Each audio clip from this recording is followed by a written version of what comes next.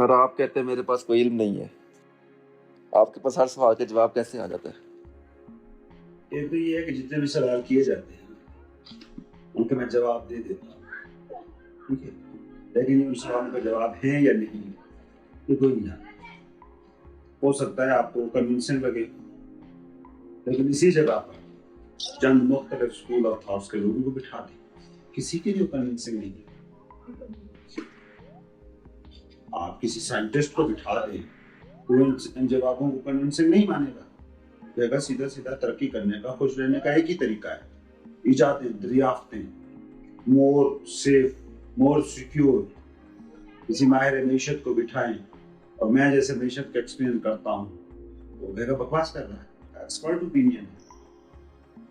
کسی ریلیجیس بندے کو بٹھائیں تو اس کے لیے کنونسنگ نہیں ہے، کسی فلاسفر کے لیے کنونسنگ نہیں ہے۔ آپ کو کنونسنگ لگ رہے ہیں کیونکہ آپ کنونس ہونا چاہتے ہیں، اس سے سمپل۔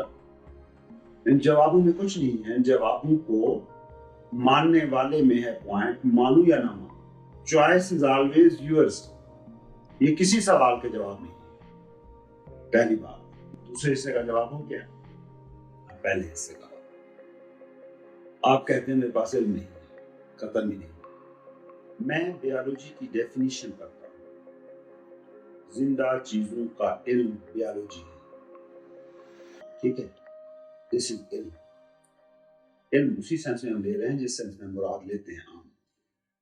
میں کیا مراد لیتا ہوں یا آپ کیا مراد لیتے ہیں وہ نہیں، تو متفق علیہ ڈیفینیشن ہے۔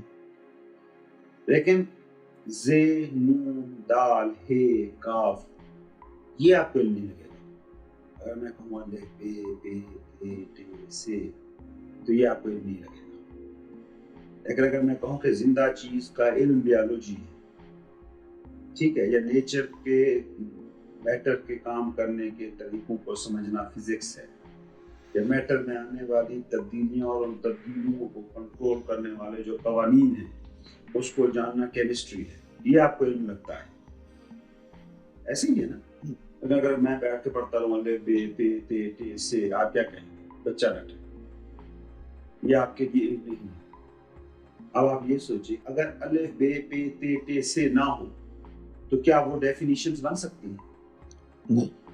بیالوجی، کیمسٹری، فزکس کی ہم نے ڈیفینیشنز کی، وہ نہیں بن سکتی۔ تو الف، بے، پے، تے، ٹے سے آپ کا علم نہیں ہے، لیکن بیالوجی، کیمسٹری اور فزکس کی جو ڈیفینیشن میں نے کی ہے اسے آپ علم کہتے ہیں۔ لیکن وہ علم اس لا علم یا اس جہالت کے بنا وجود میں نہیں آ سکتا۔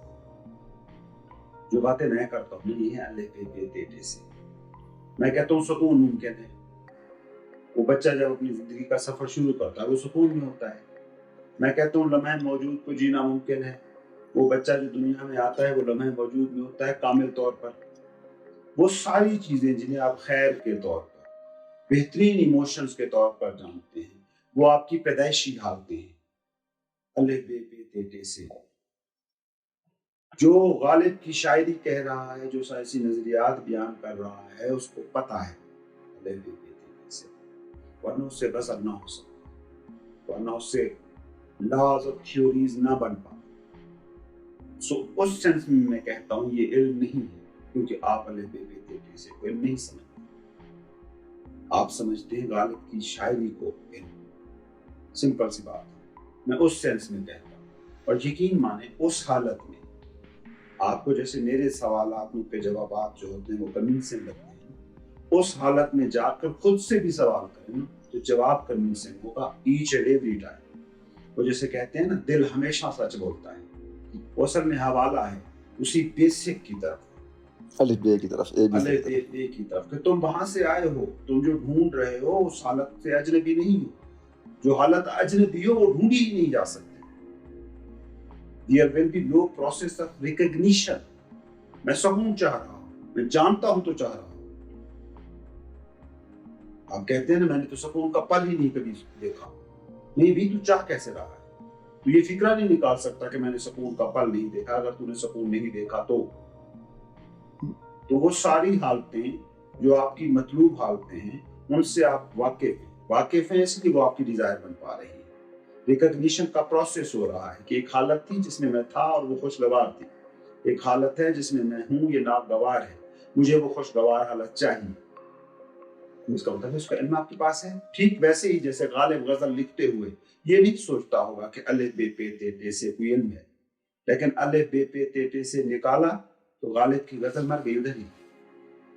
उस पॉइंट को, उस हस्ती को, उस जिंदापन को जैसे ही आप छोड़ोगे, बन जाओ अरबपति, कोई फर्क नहीं पड़ेगा।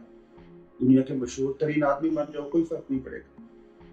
आपका मसला ये है कि आप इल्म की बुनियाद को छोड़ रहे हैं, और मैं इसी सतह पे इल्म को डिफाइन कर रहा हूँ, जिस सतह पर आप कर रहे हैं। कोई गहरे और खुफिया और मिस्टिकल मतलब नहीं निकाल रहा, मैं सादा सादा इसी दुनिया की बात कर रहा हूँ कि आप अपनी उस बुनियाद से जितने गाफिल होते जाएंगे, भटकते जाएंगे, उतना आप कॉम्प्लेक्स होते जाएंगे। सही इल्म कैसे हासिल करें इस कॉम्प्लेक्सिटी के अंदर? आपको पता है सवाल का क्या जवाब? बैठो अपने साथ। मैं जो गालिब की गजल बैठा लिख रहा हूँ, मुझे जानना चाहिए ना, मैंने कभी अलिफ बे पे ते से सीखा था? यादों की तरफ पलटो, मैं कभी पीसफुल था, मैं अब नहीं हूँ। मैं कभी मुतमईन था, मैं अब नहीं। अपने साथ बैठे, ये तज्जिया करना कौन सा मुश्किल काम है? मतलब आपके पास एंटरटेनमेंट के नाम पर दिन में 2 फिल्में देखने का वक्त है, आपके पास 5 मिनट नहीं है उस प्रोसेस को समझने के लिए जिस प्रोसेस के तहत आप फैसले लेते हैं और फैसलों के नतीजे भुगतते हैं। एक सही समझदार बंदा 5 मिनट निकालना भी चाहता है, आपको क्या लगता है वो क्यों नहीं निकाल पाता? यहाँ उसके साथ ये अपने साथ चाहता है वो तो नहीं निकाल पाएगा, वो समझदार नहीं है, वो लालची है। चाहत बनती है लालच से, डिजायर उभरती है लालच से। सूफी मजे की हालत में है, ये एक चीज उसे तसव्वुफ की तरफ ला रही है।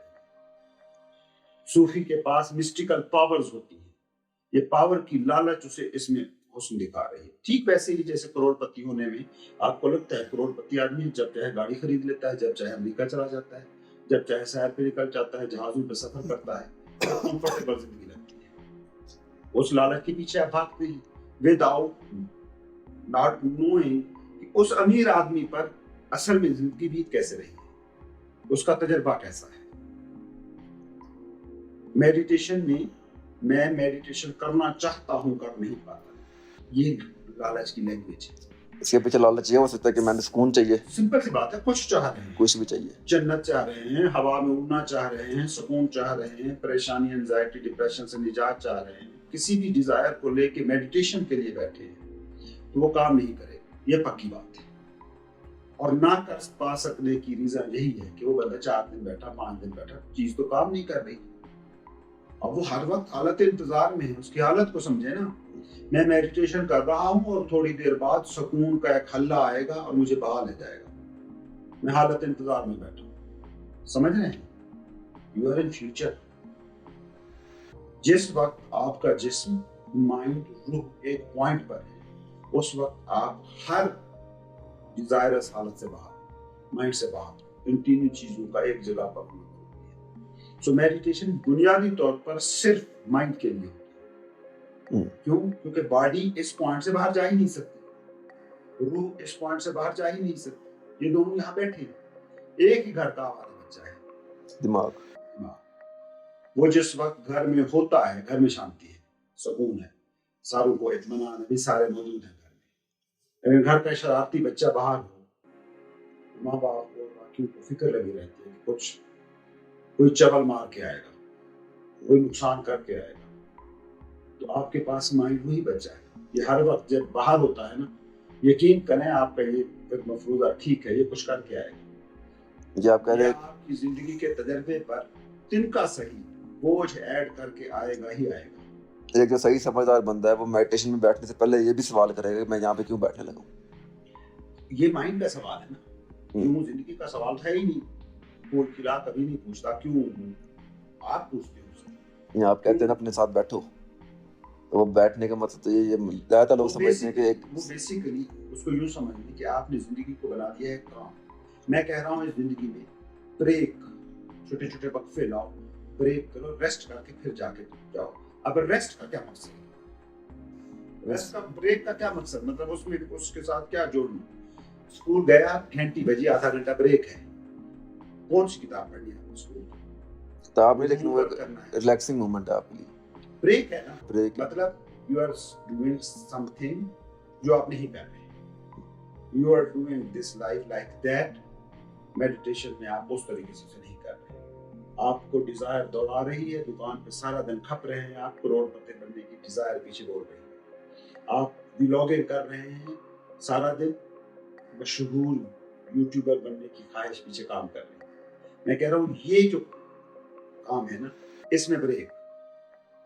अब इसका क्या मकसद हो सकता है? कोई मकसद नहीं। क्या आप कहते हैं काम करते रहो, उसमें मसला नहीं है, अपने आप के साथ थोड़े जब ब्रेक टाइम मिले। देते रहो, ये ब्रेक एक तो वो एनर्जी देंगे जो आपके काम की क्वालिटी को बेहतर करेगी। ये ब्रेक्स, ये देखिए इस्लाम में कंसेंट है ना 5 नमाजों का, इनके आपने 3-4 घंटे खप लिए, आपने ईगो शानदार कर ली, माइंड बड़ा दौड़ा, उसमें दौड़ धूप के सारा कुछ किया, आप गए चुप करके फिर आधा घंटा से खड़े हुए, एक ब्रेक है।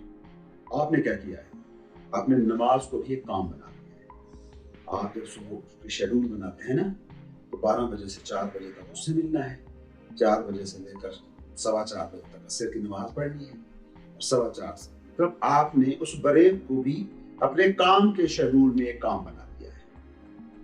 सो ना वो इबादत काम कर रही है, ना ये मेडिटेशन काम करेगी, as simple as it is.